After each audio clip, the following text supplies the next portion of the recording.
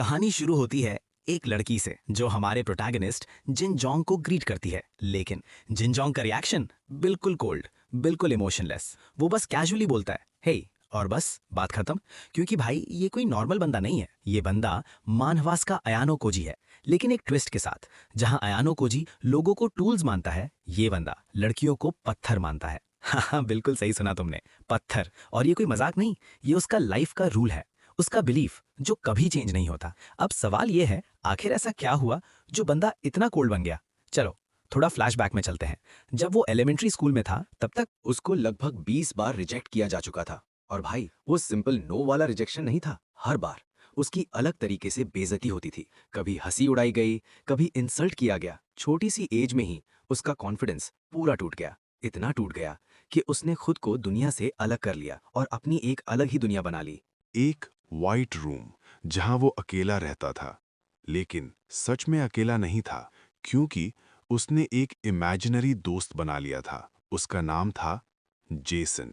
ये जेसन उसके दिमाग की आवाज थी, उसका गाइड, उसका गुरु, जो उसे लाइफ के रूल सिखा रहा था। और एक दिन जेसन ने उससे एक ऐसी एडवाइस दी जो उसकी पूरी जिंदगी बदल देगी। सब लड़कियों को सिर्फ पत्थर समझ। बस उस दिन के बाद जिन जोंग ने इस बात को इतनी बार रिपीट किया, इतनी बार, कि वो उसकी रियलिटी बन गई। वो अपने दिमाग को ट्रेन करता रहा सालों तक, और जब वो मिडिल स्कूल में एंटर हुआ, तब तक उसके लिए हर लड़की सच में सिर्फ एक पत्थर बन चुकी थी। सीन वापस प्रेजेंट में आता है। वही लड़की बात कंटिन्यू करने की कोशिश करती है, स्माइल के साथ कहती है, हे, स्कूल के बाद थोड़ा टाइम है, तुम मेरी स्टडी में हेल्प कर सकते हो। नॉर्मल बंदा होता तो सीधा सिग्नल समझ जाता, लेकिन हमारा हीरो अलग लेवल पर है। उसका गोल्डन रूल क्लियर है, कभी ये अज्यूम मत करो कि कोई लड़की तुम पर लाइन मार रही है। सिर्फ एक स्माइल का मतलब इंटरेस्ट नहीं होता। और जेसन की सेकंड एडवाइस, अगर हर्ट नहीं होना तो एक्सपेक्टेशंस रखना बंद करो। इसीलिए हमारे हीरो बिल्कुल काम रहता है और सीधा मना कर देता है, सॉरी आज थोड़ा बिजी हूं। बिल्कुल स्ट्रेट, बिल्कुल इमोशनलेस। वैसे बंदा सिर्फ मेंटली ही नहीं, फिजिकली भी ट्रेन कर रहा है, जिम जा रहा है, अपने आप को इतना स्ट्रांग बना रहा है कि कोई डिस्ट्रैक्शन उसे हिला ना सके। सीन शिफ्ट होता है, वो स्कूल कॉरिडोर से वॉक कर रहा होता है और आसपास की लड़कियां उसे ग्रीट कर रही होती हैं। वो कैजुअली हाथ हिला देता है, लेकिन अंदर ही अंदर एक ही बात चल रही होती है, जब से मैंने लड़कियों को पत्थर समझना शुरू किया है, उनसे डील करना बहुत इजी हो गया है, क्योंकि पत्थर से बात करने में कोई इमोशन नहीं होता। फिर वो अपने इमेजिनरी दोस्त से पूछता है, मैं सही हूं ना? और जेसन तुरंत बोलता है, हाँ तू बिल्कुल सही है। लेकिन उसके टोन में एक छोटी सी टेंशन भी होती है, लेकिन अगर तू ऐसे ही रहा तो शायद तू कभी किसी को डेट नहीं कर पाएगा। हमारा हीरो तुरंत रिप्लाई देता है, डेटिंग? वो तो हमने कब का छोड़ दिया। जेसन भी मान लेता है और हमारा हीरो आगे बोलता है, सच बताऊं, लोगों से तुम पैथेटिक हो या तुम इनफ नहीं हो सुनने से ये लाइफ बेटर है, जहां मुझे किसी से एक्सपेक्टेशंस नहीं है, ना किसी का रिजेक्शन, ना कोई पेन। वो थोड़ा रुकता है और कहता है, पिछले 5 सालों से मैं लड़कियों को पत्थर समझ रहा हूं, अब तो डेटिंग का थॉट भी नहीं आता। जेसन कहता है, जो तुझे कंफर्टेबल रखे वही सही है। सब कुछ नॉर्मल लग रहा होता है, लेकिन तभी एक लड़की सामने से आती है। वो जमीन से एक फोन उठाती है और हमारे हीरो को बुलाती है। Excuse me. वो फोन उसकी तरफ बढ़ाती है। ये तुम्हारा है क्या? अपने बाल सेट करते हुए वो एक स्वीट सी स्माइल देती है। हमारे हीरो 1 सेकंड के लिए बस उसे देखता रह जाता है और फिर उसके दिमाग में अलार्म बज जाता है। ये क्या? ये लड़की पत्थर क्यों नहीं लग रही? वो अंदर ही अंदर पैनिक करने लगता है। इतने सालों बाद वो किसी लड़की का असली फेस देख रहा था और उसका दिमाग इसे हैंडल ही नहीं कर पा रहा था। वो खुद को कंट्रोल करने की कोशिश करता है, काम रहे, बस नॉर्मल बिहेव कर। लेकिन उसका साइलेंस इतना ऑकवर्ड हो जाता है कि लड़की खुद पूछ लेती है, क्या हुआ? आंसर क्यों नहीं दे रहे?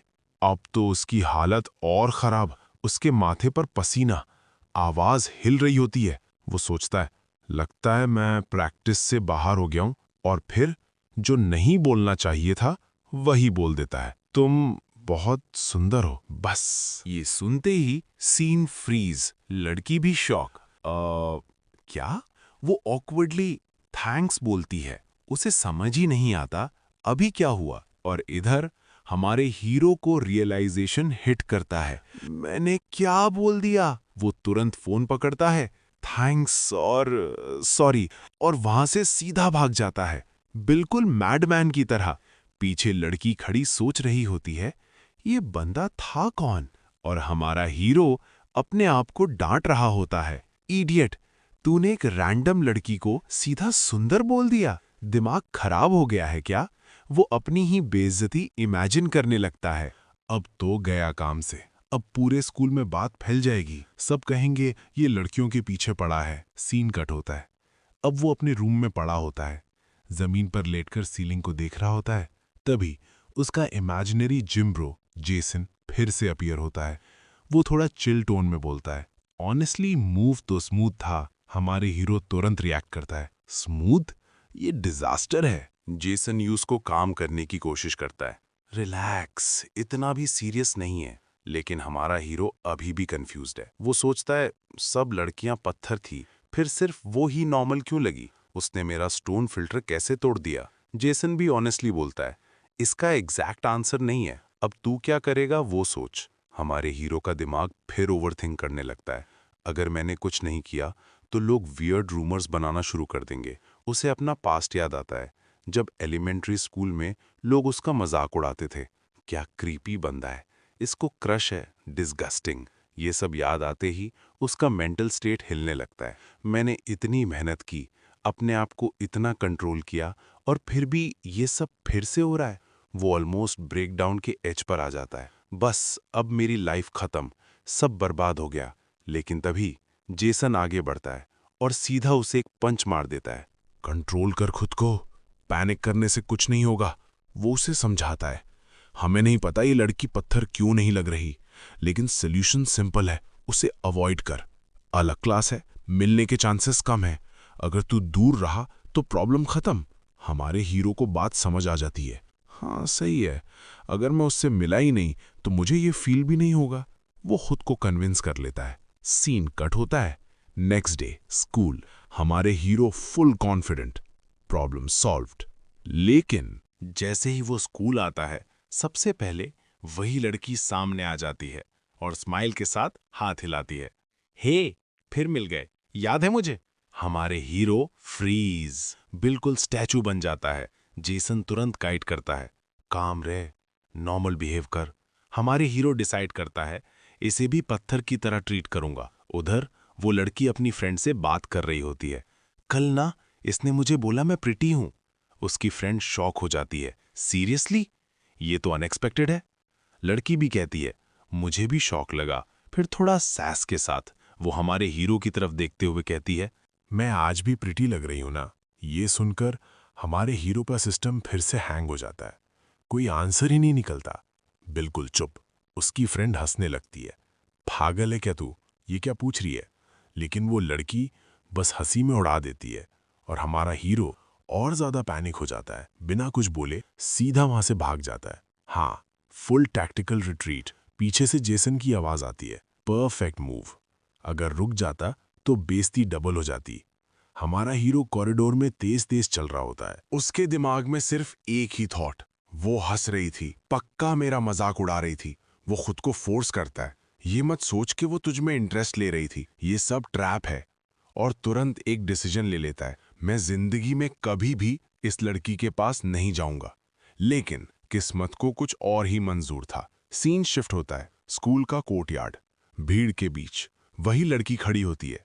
और अजीब बात, बाकी सब लड़कियां उसके लिए फिर से पत्थर बन चुकी होती हैं, लेकिन ये एक अलग ही चमक रही होती है, जैसे वो उसके सिस्टम का एक्सेप्शन हो। जैसे ही वो उसे देखती है, वो एक ब्राइट स्माइल के साथ हाथ हिलाती है। लेकिन हमारा हीरो सीधा उल्टा मुड़कर निकल लेता है, प्योर स्पीड में। डेंजर डेंजर, उसके दिमाग में सिर्फ यही चल रहा होता है। बाद में कॉरिडोर में फिर से वो लड़की उसे वेव करती है, लेकिन इस बार भी वो इग्नोर करके निकल जाता है। पूरा दिन वो उसे अवॉइड करता रहता है। हर बार जब वो पास आती, ये बंदा डिसअपीयर हो जाता। लड़की अब क्लियरली इरिटेट हो चुकी थी। ये बंदा प्रॉब्लम क्या है, मुझसे भाग क्यों रहा है? सीन शिफ्ट होता है, स्कूल खत्म हो चुका है। हमारे हीरो बाहर निकलता है, एक गहरी सांस लेता है और खुद से कहता है, आज बच गया, मैं उस लड़की के ट्रैप में नहीं आया। थोड़ा थक चुका होता है और डिसाइड करता है, अब घर जाकर प्लान बनाना पड़ेगा। ये सिचुएशन कंट्रोल से बाहर जा रही है। वो सोच ही रहा होता है, तभी पीछे से एक आवाज आती है। हे, हमारे हीरो लिटरली जंप कर जाता है, शॉक में पीछे मुड़ता है और वही लड़की उसके बिल्कुल पीछे खड़ी होती है। वो कैजुअली पूछती है, क्या मैंने तुम्हें डरा दिया? लेकिन हमारे हीरो के दिमाग में तो पैनिक चल रहा होता है। ये फिर मिल गई, मुझे इससे दूर रहना होगा जब तक मैं कोई सल्यूशन नहीं निकालता। तभी लड़की सीधे पॉइंट पर आती है। तुम फिर भागने वाले हो? उसका टोन थोड़ा अनॉयड था। सीरियसली? मैं ही बोलती रहती हूं और तुम मुझे इग्नोर करते रहते हो। आई कांटेक्ट होता है तो तुम नजर हटा लेते हो और मुझे देखते ही भाग जाते हो। मैंने कुछ गलत किया है क्या? तुम काफी अजीब हो। ये सुनकर हमारे हीरो के दिमाग में सायरन बज जाती है। फिर से मिसअंडरस्टैंडिंग। अब उसे तुरंत कुछ बोलना होगा, वरना सिचुएशन और बिगड़ जाएगी। वो इतना नर्वस हो जाता है कि उसकी आवाज तक हिल रही होती है। मैं एक्चुअली तभी उसे एक बात याद आती है। ये लड़की बाकी सबसे अलग लग रही थी और बिना सोचे समझे वो बोल देता है, सब लड़कियां मुझे पत्थर जैसी लगती है एक्सेप्ट तुम। बस ये बोलते ही दोनों के बीच साइलेंस छा जाता है। हमारे हीरो को तुरंत रियलाइज होता है, ये मैंने क्या बोल दिया। उसका इमेजिनरी दोस्त भी शॉक हो जाता है, भाई ये क्या कर दिया तूने। हीरो के हाथ कांप रहे होते हैं, वो फुल पैनिक मोड में चला जाता है। लेकिन वो लड़की उसकी तरफ देखती है और कुछ सेकंड्स के लिए चुप रहती है, फिर एक बड़ी सी स्माइल देती है, जैसे उसने इस लाइन को कॉम्प्लीमेंट समझ लिया हो। अब वो उसके बारे में क्यूरियस हो जाती है। वो पूछती है, तुम्हारा नाम क्या है? हमारे हीरो धीरे से बोलता है, पाक चिन योंग। वो लड़की थोड़ा पास आती है, थोड़ा झुककर, और धीरे से उसका नाम दोहराती है, पाक चिन योंग। फिर कहती है कि उसे एक छोटा सा सीक्रेट बताना है और सीधे उसके कान के पास जाकर फुसफुसाती है, तुमने जो अभी कहा वो प्योर फ्लर्टिंग था। बस यही सुनते ही हमारा हीरो वहीं फ्रीज हो जाता है। पूरा बॉडी शट डाउन, दिमाग हैंग और दिल फुल स्पीड पर धड़क रहा है। उसे तुरंत जेसन की टीचिंग्स याद आती हैं। पहली, लड़कियों को पत्थर समझो, ऑलरेडी फेल हो चुकी है। दूसरी, उम्मीद मत रखो वरना हर्ट हो जाओगे, ये भी फेल, क्योंकि भाई का दिल ऑलरेडी उड़ चुका है। लड़की कैजुअली वेव करके निकल जाती है और जाते जाते बोलती है, नेक्स्ट टाइम प्रॉपरली हाई कहना। अब सीन शिफ्ट होता है। हमारा हीरो अपने रूम में बैठा है और भाई इमेजिनेशन में पूरी लाइफ जी चुका है। शादी हो गई, बच्चे हो गए, बच्चे बड़े होकर एटीट्यूड दिखा रहे हैं, फिर दोनों बूढ़े हो जाते हैं और आखिर में वो उसके साथ आखिरी सांस ले रहा है। पूरा फ्यूचर कुछ सेकंड्स में देख लिया। तभी धड़ाम, जेसन उसे रियलिटी में वापस लाता है एक जोरदार इमेजिनरी थप्पड़ से। अब हमारा हीरो खुद को जस्टिफाई करने लगता है। 5 साल हो गए, किसी लड़की को इतने पास से देखे तो थोड़ा पागल होना तो बनता है, लेकिन अंदर से वो समझ चुका है इस बार मामला सीरियस है। वो कहता है अब उसे अवॉइड करने वाला प्लान काम नहीं करेगा और फिर जेसन से पूछता है, अब क्या करूं? जेसन इस बार फुल सीरियस मोड में आता है और एकदम डीप बात बोलता है। ऐसी सिचुएशंस में सबसे इंपॉर्टेंट चीज होती है तुम्हारा अल्टीमेट गोल। वो समझाता है, जब तुमने लड़कियों को पत्थर समझना शुरू किया था तब तुमने अपनी फीलिंग्स को कंप्लीटली बंद कर दिया था। इसी वजह से तुम काम रह पाते थे और बार बार हार्ट ब्रेक होने से बच गए। लेकिन फिर एक लड़की आई जो तुम्हें पत्थर जैसी नहीं लगी और यहीं से प्रॉब्लम शुरू हुई। जेसन आगे बोलता है, तुम्हारी स्टोन स्ट्रैटेजी का साइड इफेक्ट एक्टिवेट हो गया। तुम्हारे पास किसी रियल लड़की के सामने टिकने की कोई इम्यूनिटी ही नहीं थी और यही परफेक्ट मौका था तुम्हारे अंदर छुपे लूजर को बाहर आने का। ये सुनकर हमारा हीरो तुरंत रिएक्ट करता है, अरे लूजर बोलना थोड़ा ज्यादा नहीं हो गया? लेकिन अंदर से वो जानता है जेसन गलत नहीं है। वो मान लेता है कि अगर ऐसे ही चलता रहा तो उसका पास्ट फिर से रिपीट होगा, वही रिजेक्शन, वही पेन। तब जेसन एक सलूशन देता है, बस एक काम करो, उसके सामने अपना कूल मत खोना, कंट्रोल में रहो, वरना गेम ओवर। सीन शिफ्ट होता है नेक्स्ट डे पर, स्कूल में। हमारा हीरो सनवू को घूर रहा है, जैसे कोई सीसीटीवी कैमरा जूम करके लगा दिया हो। उसकी दोस्त एक्साइटमेंट में बोलती है, अरे देख, वो तुम्हें देख रहा है।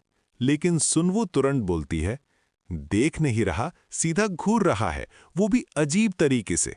उधर हमारा हीरो जेसन से पूछता है, इस प्लान का नाम क्या है? जेसन कूल तरीके से जवाब देता है, डिसेंसिटाइजेशन स्ट्रैटेजी। मतलब तुम्हें बस उसे बार बार देखना है जब तक उसका फेस तुम्हारे लिए नॉर्मल ना हो जाए। आइडिया तो सही था, लेकिन एग्जीक्यूशन पूरी तरह फेल, क्योंकि जिनयोंग जिस तरह से उसे घूर रहा था, पूरे स्कूल को लग रहा था कि ये बंदा कुछ गड़बड़ है। सिचुएशन ऑकवर्ड होते देख जेसन तुरंत डैमेज कंट्रोल करता है, कम से कम थोड़ा स्माइल तो कर, माहौल नॉर्मल लगेगा। अब हमारा हीरो कोशिश करता है, लेकिन जो स्माइल आता है वो स्माइल नहीं, प्योर हॉरर सीन बन जाता है। एकदम क्रीपी, डरावनी, विलन वाली स्माइल। सुन वो ये देखकर वहीं फ्रीज हो जाती है, जैसे उसकी आत्मा बॉडी छोड़ने वाली हो। लेकिन उसकी फ्रेंड कैजुअली बोलती है, अरे उसने तुम्हें स्माइल भी किया। सुन वो इरिटेट होकर कहती है, तुम्हें सच में नहीं दिख रहा वो कैसे घूर रहा है? फ्रेंड बोलती है, दिख रहा है, इसलिए तो ओपनली देख रहा है, उसे फर्क ही नहीं पड़ता। उधर हमारा हीरो अपने ही वर्ल्ड में सोच रहा है, इतनी दूर से वो मुझे देख कैसे सकती है, क्योंकि भाई बिना चश्मे के ठीक से देख नहीं पाता।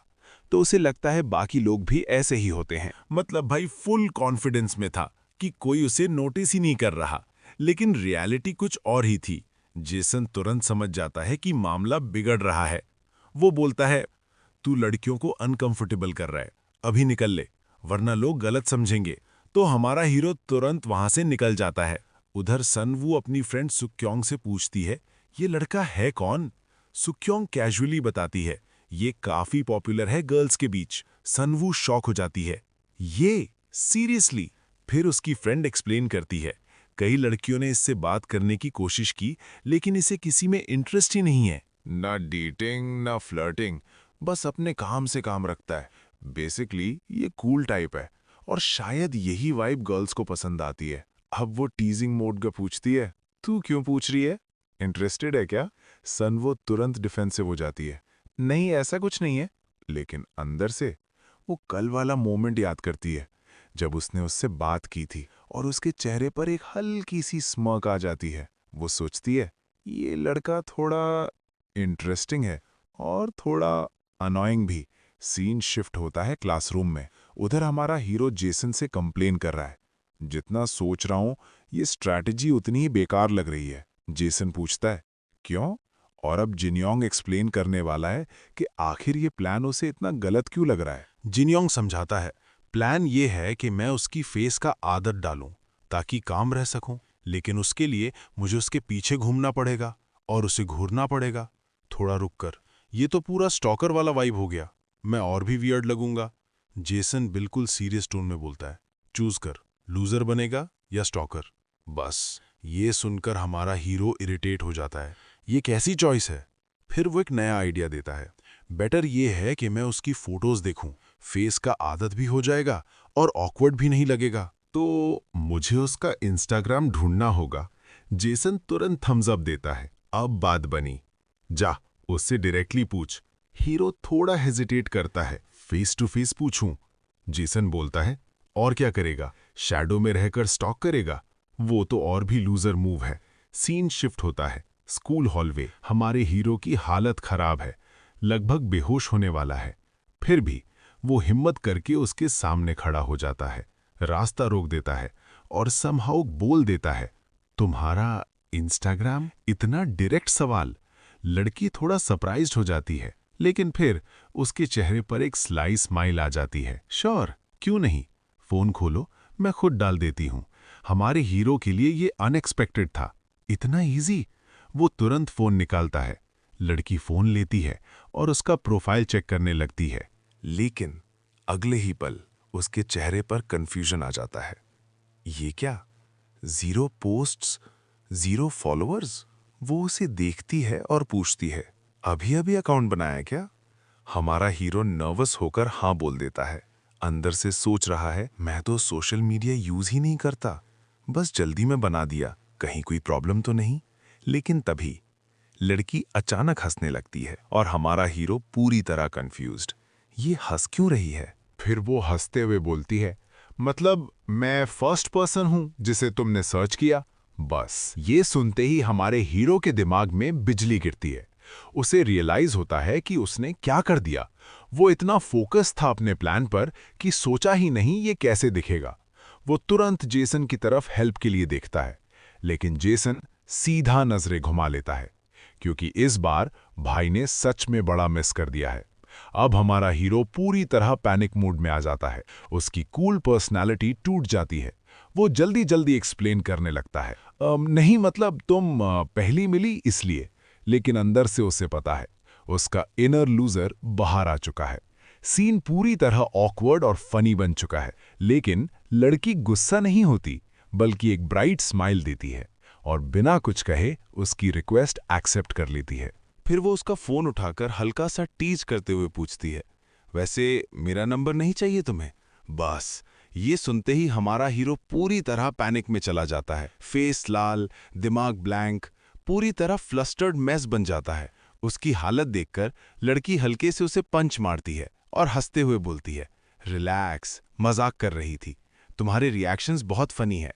फिर वो उसका फोन वापस देती है, मैं तुम्हें फॉलो करूंगी और हाँ, मेरी पोस्ट लाइक करना मत भूलना। इतना बोलकर वो कैजुअली चली जाती है और हमारा हीरो वहीं खड़ा रह जाता है, अपने ही थॉट्स में खोया हुआ।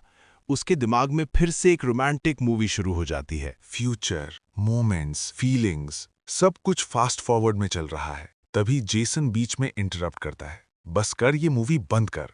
और हमारा हीरो रियलिटी में वापस आता है। सीन शिफ्ट होता है। सनवू अपने रूम में बेड पर लेटी हुई है, फोन यूज कर रही है। अचानक उसे एक पोस्ट दिखती है और वो हंस पड़ती है, क्योंकि वो जिनयोंग की सेल्फी है और ऑनेस्टली थोड़ी क्रीपी लग रही है। वो सोचती है, इसका फोटो टेस्ट तो बहुत खराब है। दूसरी तरफ हमारा हीरो अपने रूम में आराम से सो रहा है। तभी उसके फोन पर नोटिफिकेशन आता है। सनवू ने उसकी पोस्ट लाइक कर दी। भाई सोते सोते भी खुश है। नेक्स्ट डे स्कूल में एक लड़की शॉक में आ जाती है जब उसे पता चलता है कि जिनयोंग ने उसकी फ्रेंड का इंस्टाग्राम मांगा। वो कंफर्म करने जाती है और सनवू थोड़ा एटीट्यूड के साथ स्माइल करते हुए बोलती है, हाँ, और गेस व्हाट, उसने अकाउंट भी सिर्फ मुझे फॉलो करने के लिए बनाया है। अब तो सुक्योंग फुल कंफर्म हो जाती है, भाई ये तो पक्का तुम पर फिदा है। लेकिन सनवू इतनी जल्दी कन्विंस नहीं होती। उसके दिमाग में क्यूरियोसिटी चल रही है। वो पूछती है, क्या ये सच है कि जिनयोंग नॉर्मली लड़कियों में इंटरेस्ट नहीं लेता? सुक्योंग तुरंत जवाब देती है, बिल्कुल, तू पहली है जिसके साथ वो ऐसा बिहेव कर रहा है। बस यहीं से सनवो के दिमाग में एक आइडिया आता है। तभी दोनों नोटिस करती हैं कि जिनयोंग उनके क्लासरूम के सामने से गुजर रहा है। सुक्योंग तुरंत बोलती है, चल अभी टेस्ट करते हैं। सनवू पूछती है, कैसे? लेकिन सुक्योंग के दिमाग में ऑलरेडी प्लान रेडी है। Scene shift. हॉलवे में हमारा हीरो कैजुअली चल रहा है। तभी अचानक धड़ाम, सुक्योंग ड्रामेटिक तरीके से गिर जाती है। पूरा सीन ऐसे क्रिएट करती है जैसे बहुत बड़ा एक्सीडेंट हो गया हो। धीरे से कराहते हुए बोलती है, मैं बुरी तरह हर्ट हो गई हूं, और अंदर से वेट कर रही है कि हीरो आएगा, हेल्प करेगा। लेकिन हमारा जिनयोंग पूरी तरह स्टोन मोड में है। वो उसे देखता है और उसके लिए वो बस एक पत्थर है। कोई इमोशन नहीं, कोई पैनिक नहीं, बस कैजुअली वो उसे हुडी से पकड़कर उठाता है और बिना कुछ बोले सीधा वहां से निकल जाता है। पीछे सुक्योंग खड़ी है, पूरी बॉडी कांप रही है। शॉक, इंसल्ट, डिसबिलीफ, सब कुछ एक साथ। और तभी सनवू हंस पड़ती है, ये तो तुझे मूली की तरह खींच के उठा गया। वो हंसते हुए बोलती है, अब तो कंफर्म है मेरी थ्योरी सही थी। लेकिन सुक्योंग अब भी समझ नहीं पा रही, ये बंदा आखिर है क्या? आफ्टर स्कूल सीन शिफ्ट होता है। जेसन फिर से पूछता है, तो अब तक उसकी फेस का आदत हुआ? जिनयोंग सीधा जवाब देता है, नहीं, मैं बस अभी ऑब्जर्व कर रहा हूं। फिर हम देखते हैं वो फोन में उसकी फोटोज देख रहा है और हल्का ब्लश कर रहा है। वो सोचता है, हर बार उसे देखता हूं ऐसा लगता है जैसे पहली बार देख रहा हूं। जेसन सीरियस होकर बोलता है, तुझे अभी लंबा रास्ता तय करना है, पहले ये समझ, आखिर क्यों सिर्फ वही तुझे पत्थर नहीं लगती। बस यही बात जिनयोंग के दिमाग में घूमने लगती है। तभी उसकी नज़र सामने पड़ती है। सनवू खड़ी है, जैसे किसी का वेट कर रही हो। वो उसे देखती है और स्माइल करते हुए ग्रीट करती है। लेकिन हमारे हीरो की हालत खराब है। वो दांत भींचकर खुद को कंट्रोल करने की कोशिश करता है और पूछता है, तुम यहाँ क्या कर रही हो? सुनवू बिल्कुल नॉर्मल टोन में बोलती है, मेरे पास बस के पैसे नहीं हैं, घर जाना है। हीरो थोड़ा कंफ्यूज हो जाता है, कहाँ रहती हो? वो जवाब देती है, सैमो विलेज अपार्टमेंट्स। ये सुनकर वो और कंफ्यूज हो जाता है, अरे वो तो पास में है, वॉक कर सकती हो। लेकिन सुनवू सिर हिलाती है, इतना आसान नहीं है। अब हीरो सीरियसली पूछता है, क्यों? थोड़ा हेजिटेशन, थोड़ी ऑकवर्ड साइलेंस, फिर वो धीरे से बोलती है, मुझे क्रॉनिक अनीमिया है। बस ये सुनते ही हमारा हीरो पैनिक मोड में चला जाता है। तुरंत वॉलेट निकालता है और जितने पैसे हैं सब ऑफर कर देता है, ये लो, बस से चली जाओ। लेकिन सनवू उसका हाथ झटक देती है, मैं तुमसे पैसे नहीं ले सकती।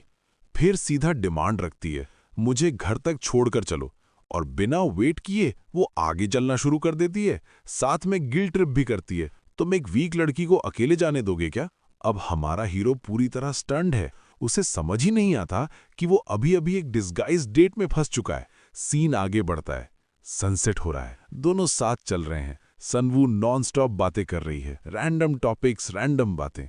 लेकिन हमारा हीरो इतना नर्वस है कि उसे उसकी एक भी बात समझ नहीं आ रही। इतना नर्वस है कि दिमाग कंप्लीटली ब्लैंक हो चुका है। सुनवू अचानक पूछती है, तुम सुन भी रहे हो? और अंदर से हमारा हीरो सोच रहा है, ये सब इतना अचानक कैसे हो गया? मैंने कभी नहीं सोचा था कि मैं इसके साथ ऐसे वॉक करूंगा। ये सिचुएशन मेरे लिए बहुत अनकंफर्टेबल है। तभी उसके दिमाग में एक पुरानी मेमोरी फ्लैश होती है। फ्लैशबैक। काफी समय पहले एक लड़की थी जिसके साथ वो रोज घर जाता था। सेम डायरेक्शन में रहते थे, तो नेचुरली साथ चलना शुरू हो गया। धीरे धीरे हमारे हीरो को उसके लिए फीलिंग्स आने लगी। सब कुछ ठीक चल रहा था, लेकिन एक दिन कुछ बच्चों ने उन्हें साथ चलते हुए देख लिया और टीजिंग शुरू कर दी। ओहो, तुम दोनों डेटिंग कर रहे हो क्या? बस ये सुनते ही लड़की पैनिक हो गई और तुरंत बोल दिया, क्या? मैं? इसके साथ? फिर उसने हंसते हुए कहा, ऐसे लड़के को कौन डेट करेगा? बस एक लाइन और हमारे हीरो का दिल वहीं टूट गया। उस दिन के बाद वो लड़की कभी उसके साथ नहीं चली और उनकी स्टोरी कन्फेशन से पहले ही खत्म हो गई। फ्लैशबैक खत्म, अब वापस प्रेजेंट में। इसी वजह से हमारा हीरो अभी भी अनकंफर्टेबल है। वो बस चाहता है कि ये वॉक जल्दी खत्म हो जाए। वो सोचता है, वैसे भी ये बस से जाती है, तो उसे लगता है कि ये ऑकवर्ड सिचुएशन दोबारा नहीं होगी। लेकिन जिंदगी इतनी इजी थोड़ी होती है। अचानक उसे पीछे से एक आवाज सुनाई देती है। वो मुड़कर देखता है और शॉक हो जाता है। सुनवू जमीन पर बैठी हुई है, थकी हुई, उसका नाम पुकार रही है। हमारा हीरो तुरंत पैनिक में आ जाता है। क्या हुआ? तुम गिर गई क्या? सुनवू थोड़ा वीक आवाज में बोलती है, ये स्टूपिड अपहिल रोड मेरी क्रॉनिक एनीमिया को और खराब कर देता है। फिर वो अपना हाथ आगे बढ़ाती है, हेल्प करोगे? और बिना एक सेकंड सोचे हमारा हीरो उसका हाथ पकड़ लेता है। वो बोलती है, धीरे से उठाना। और इस बार हमारा हीरो पूरी केयर के साथ उसे उठाता है, जैसे वो बहुत फ्रेजाइल हो। खड़े होने के बाद सनवू उसे थैंक्स बोलती है और कहती है कि उसे अभी भी चक्कर आ रहा है। दूसरी तरफ हमारा हीरो अंदर से हिल चुका है। मैंने उसका हाथ पकड़ लिया, वो भी इतनी क्लोज। उसका दिमाग पूरी तरह ब्लैंक हो गया है। लेकिन सनवू कुछ ऑब्जर्व कर चुकी है।